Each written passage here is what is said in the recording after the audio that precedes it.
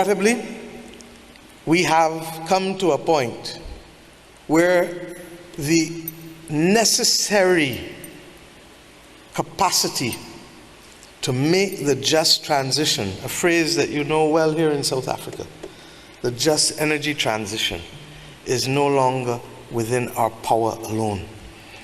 And it therefore means that we are likely to see more innocent victims, because the reality between our capacity to manage that transition and to see it happen is just simply not there. I hope that with the granular discussions taking place that we can see more activity. But the reality equally is this, that it costs money to bring about industrialization. And even when the global north seems to want to help us in the south, the cost of so doing has been made so prohibitive by an unfair financial system that it is almost impossible to achieve with the level of returns that are acceptable. And you know this better than I do in South Africa. In the global north, people will borrow at anywhere between 1% to 4%. In the south, you're struggling 12 and 14% in today's environment. When those costs are put into the business plan, the rates of return from the project all of a sudden just don't look attractive enough. And you ask yourself, why is there that disparity in the cost of borrowing? Why is there that disparity in the treatment of our peoples? Why is it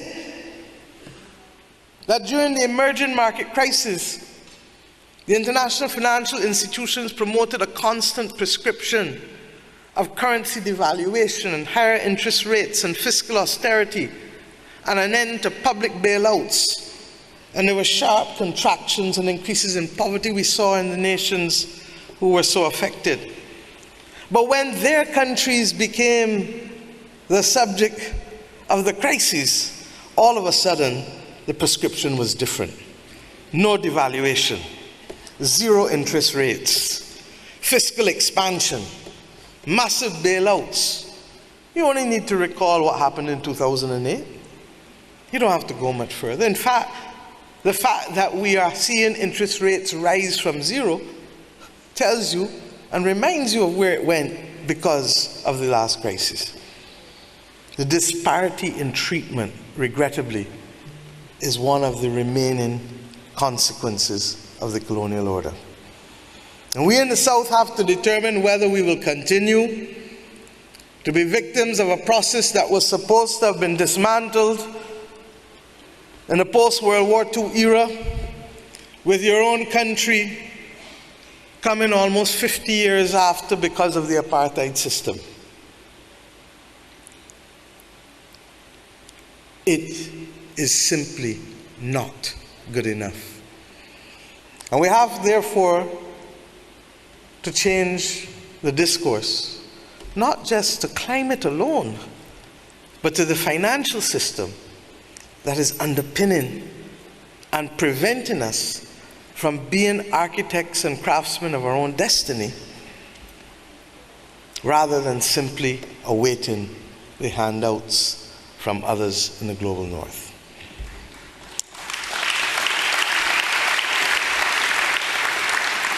You know, I would much rather that I could be here talking other things today, because then we would have a fuller conversation. But the truth is that it is that injustice and that discriminatory treatment at the core of the financial system, in my view, that continues to limit the promise of political independence and decolonization that was promised to us.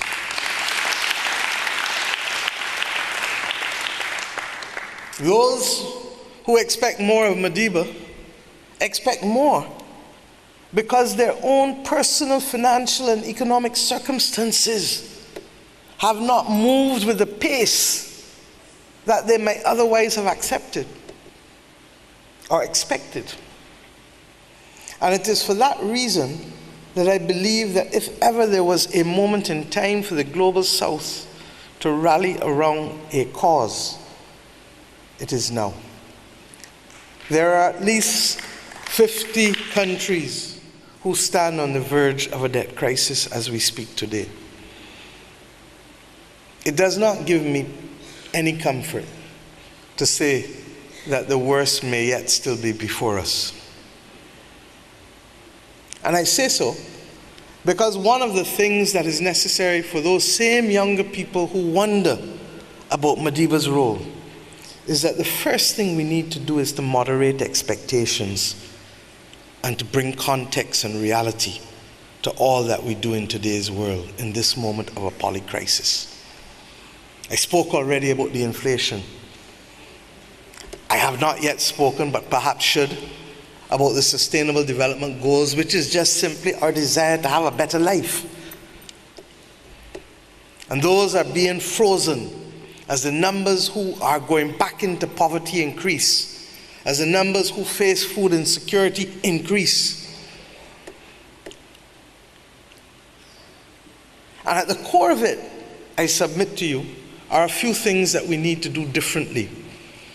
One, yes, the reform of the financial system, and I'll come back to that in what we call the Bridgetown Initiative. But two, I want to speak to us, because we need to treat to government and governance differently. And we need to appreciate that if we treated to the pandemic purely as a government solution, most of us probably would never have succeeded. But it was the national effort to fight those battles that have allowed us to come out today in far better shape than we were and that we were expected to be in when we went in. And the partnerships now between citizen, community, and country, the ability for those of us who are above the poverty line to give back and to give of ourselves in the spirit of Madiba.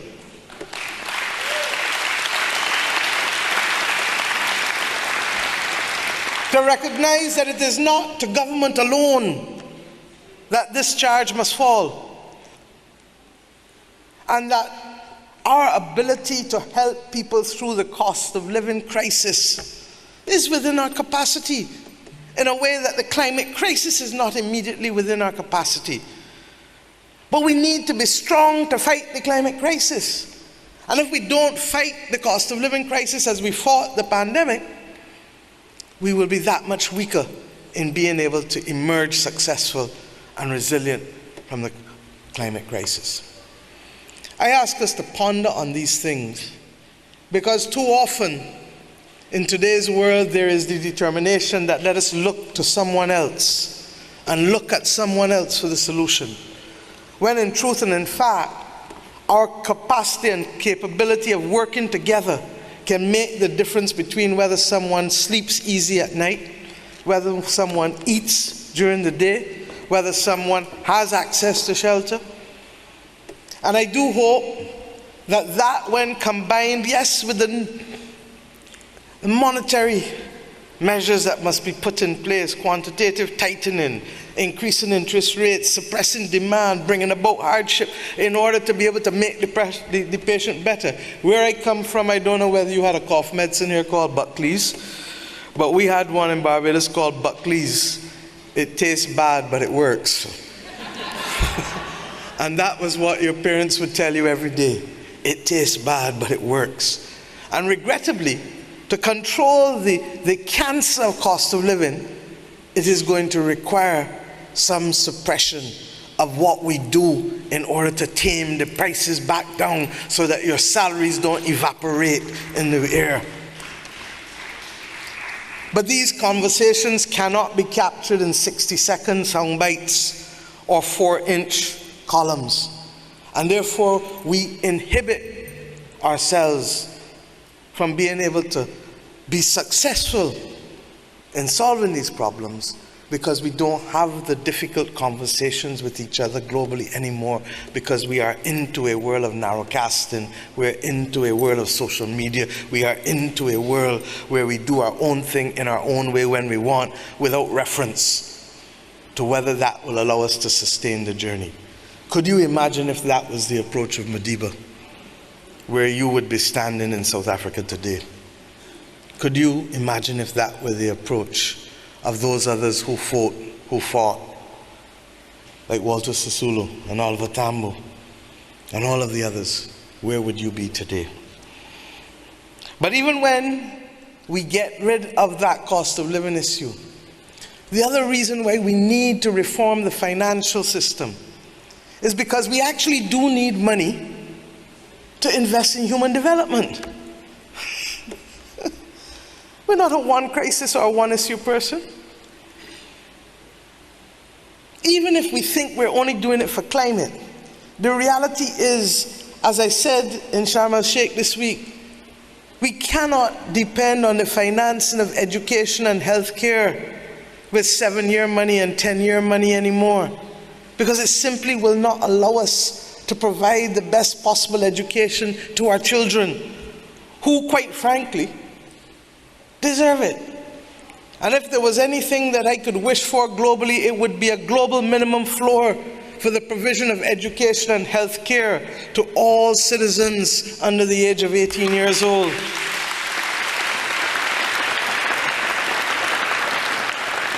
That's why we are human beings.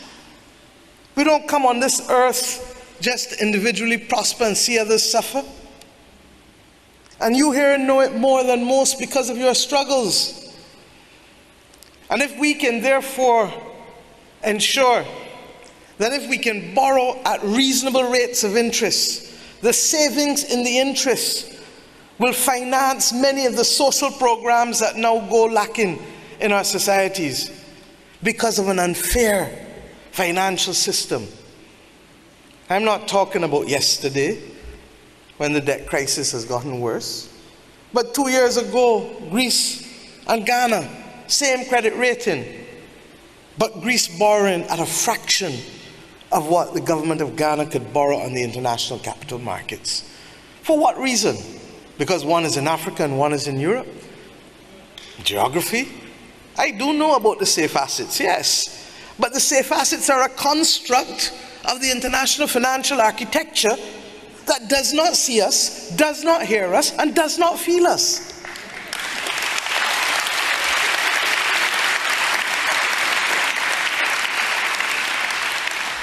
And that is why we have asked more and over that if you can, one, meet the immediate needs of the crisis by providing liquidity to those countries that most need it, to allow them to stop the bleeding. That's effectively what they're doing, stopping the bleeding. You can't operate on the patient while the patient is bleeding out. And thank God, the International Monetary Fund has the leadership that it does today, because without Kristalina Georgieva's leadership, God knows what would have happened to so many countries if the rapid credit facility had not been there in 2020 when the pandemic first started. But the problem is that that was for the pandemic starting. And I described a polycrisis, which means that the need for additional liquidity is still there. And it begs the question whether there ought not to be a different approach to these issues, allowing, for example, a standard liquidity drawdown that will immediately stop the bleeding without questions, without conditionalities, because if the bleeding continues, the financial crisis will eat in to our pockets, our bank accounts, our savings, our stability. That is what is at risk. And that is what happened 100 years ago with the Great Depression. And God forbid that it should be our future and not just simply an example of our history.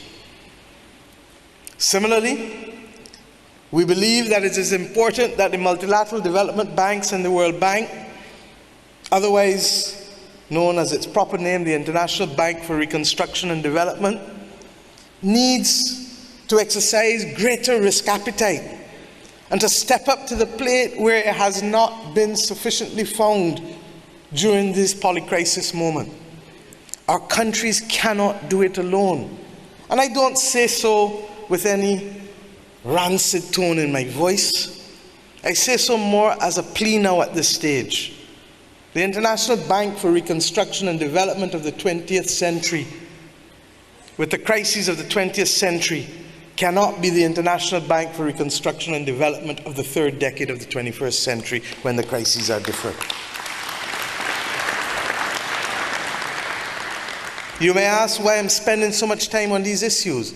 Because these are the issues that will determine whether we can provide more financing for education to ensure that we can reduce the level of crime in our societies, whether we can provide more financing so that we can provide health care to those who truly deserve it, and who therefore can boost their immune systems such that they are not vulnerable to the next pandemic whenever it comes unnecessarily so. As we learned with the last pandemic, that it was the comorbidities that took out the weakest from among us. These are the unsexy things that some may have wanted Madiba to solve in 5 years, but require us to solve in a few decades.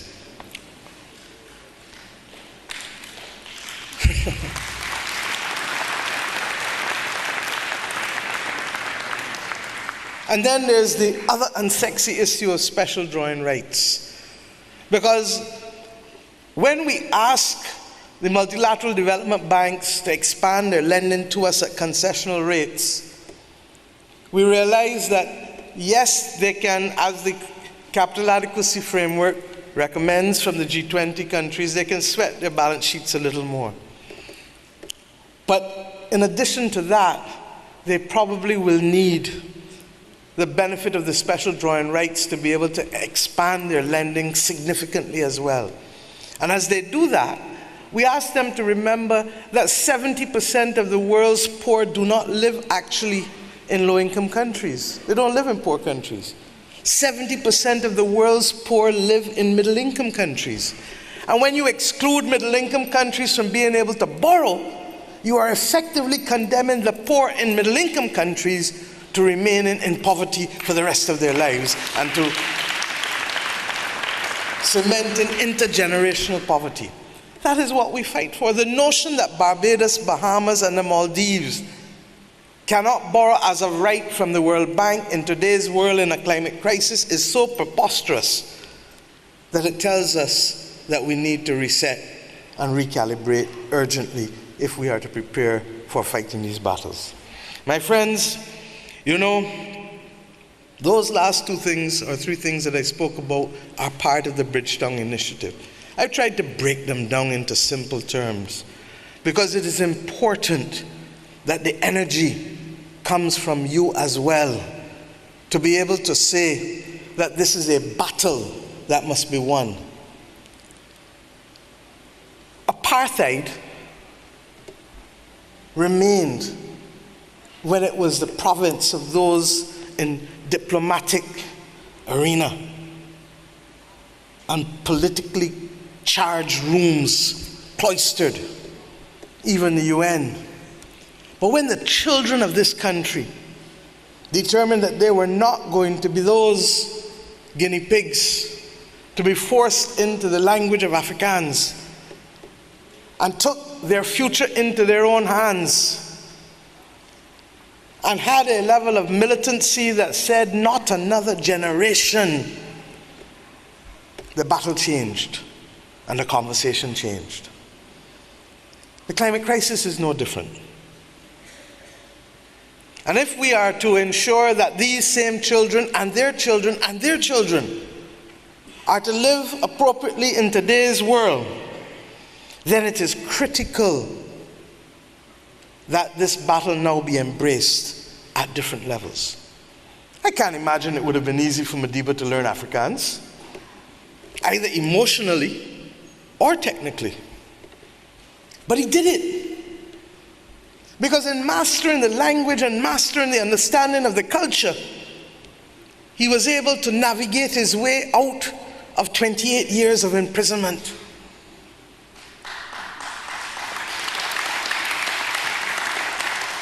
I can't imagine that it is sexy for me to talk about financial reform on a Saturday afternoon in Durban when I should perhaps be out there next to the beach like the rest of the people I saw out there enjoying themselves.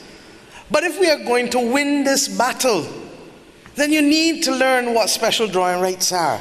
And you need to understand why it is that people in the South borrowing at rates of interest that are much, much higher than the people in the North.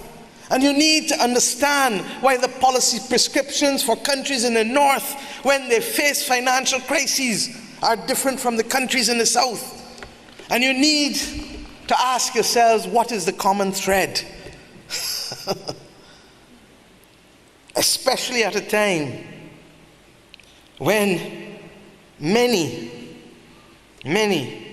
refuse, even in the North, to acknowledge the reality of the climate crisis. It is frightening, to say the least. And that is why, even in the Bridgetown Initiative, when we talk about mitigation, we understand that as a small country, we don't have a lot of space in the Caribbean, or in Barbados, or in the wider Caribbean to mitigate. You have considerably more here in South Africa, in the continent of Africa.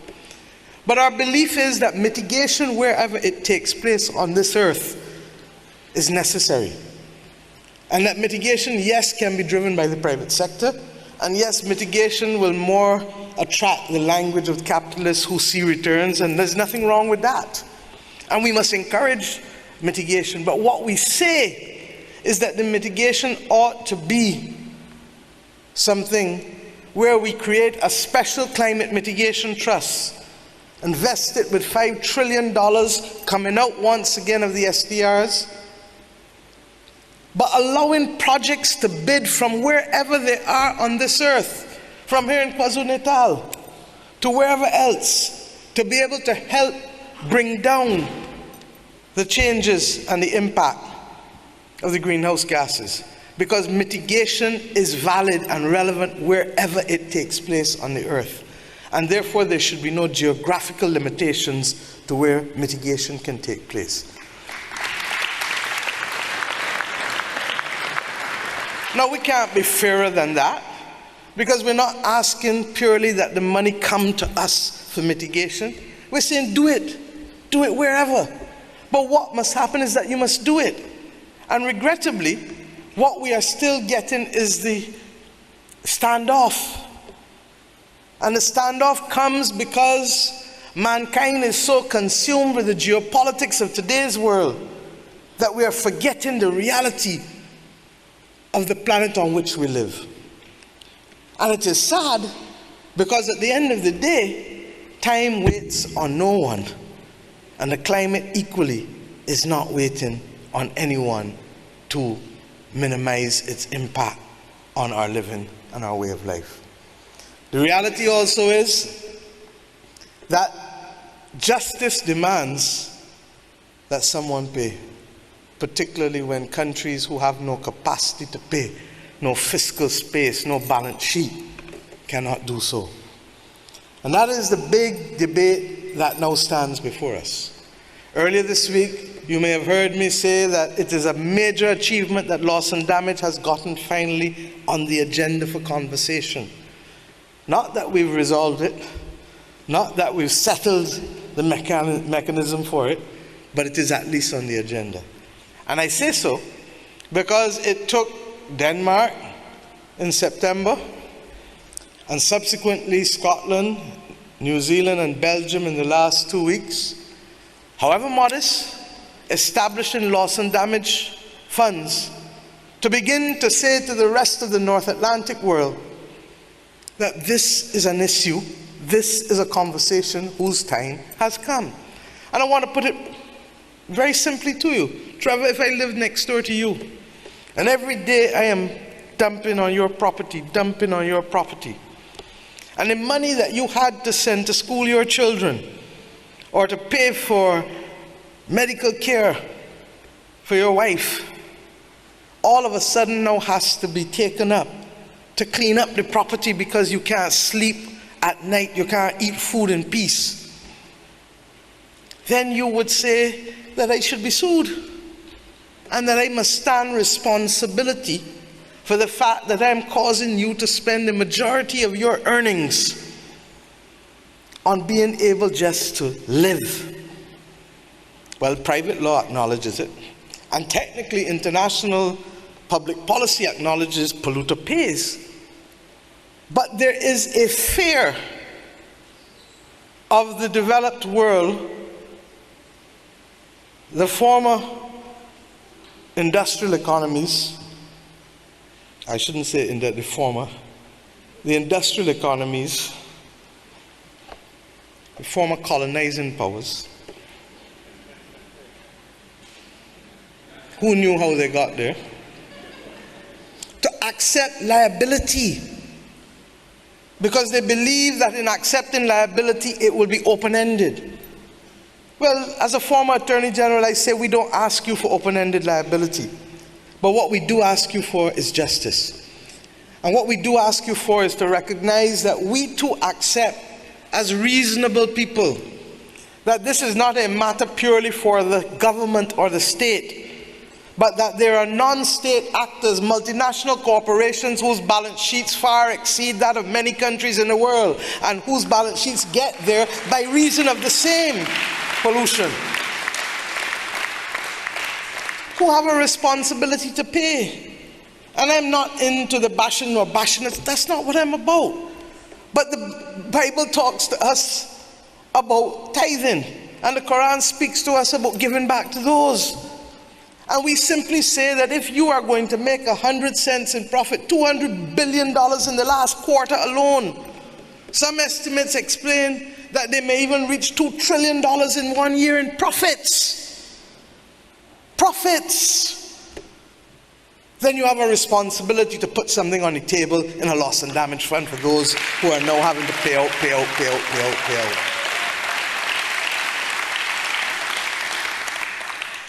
And the oil and gas companies are not there by themselves, because those who stand behind them will be the banking and the financial industry and financial sector and the insurance companies, who equally profit in the same way. Now, I'm using this as an example, as I've said over and over, because the world is reaching a point where global public goods is going to become the most important conversation even as we fight this climate crisis. That is what the polycrisis moment has taught us. The pandemic.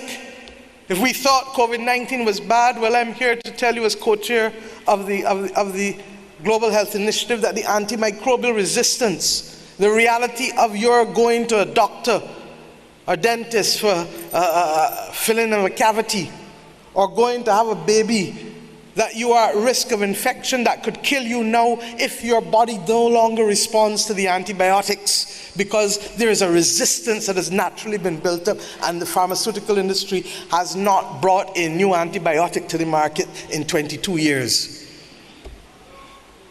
Fact. Why? Because the economics of antibiotics don't compare to the economics of pharmaceuticals that treat heart condition or diabetes, because you need those for life and you only need the antibiotics for a course. The economics just don't work. These are the realities and the global commons that we need in order to sustain life and livelihood and quality of life for our people. Will require a different approach. And therefore, the notion of non-state actors, predominantly companies, whether oil and gas, whether banking and finance, whether pharmaceutical, whether tech companies bridging the digital divide for education for young children, all have now to step up to the plate to provide a global fund that allows those countries who can no longer access it but through lack of fairness and lack of equity at the international level, in the same way that you knew during apartheid in your own years. It is regrettably a deeply colonial, segmented system. Some may even argue it is global apartheid. And who best to provide the example of moral strategic leadership for us to win this battle than Madiba. I say to you today that we have a solemn duty, not just to look at governments, not just to look at multinational corporations, but also to bring to the table those who have large philanthropic foundations, and for whom there ought now to be some form of global compact that allows them also. Many of them are doing it on their own, but perhaps we need more structure to ensure that there is a blended approach to the provision of a safe global commons for all of our people on this earth to function and to live in harmony. We are not going to get there by the twiddle of a nose. We're not going to get there in a beam me up Scotty moment, as I love to say. But it is going to require the mobilization of people like yourselves. And it is to happen at a time when much else that we have come to value as standards are also being questioned. No one would ever have thought that the United States of America would take days to count votes in an election. No one would ever have thought that the United Kingdom would have had 3 prime ministers in less than 3 months. And regrettably, none of us would have ever dreamt to see war in Europe after World War II again, so soon and so tragically. Mind you, it is almost as if they've forgotten that war existed in Africa and in the Middle East for decades. The world that we have come to know has changed upon us. And we will either decide, as people of the South, to be firm craftsmen of our fate and shapers of our destiny, or we will continue to be the victims as we have been for centuries.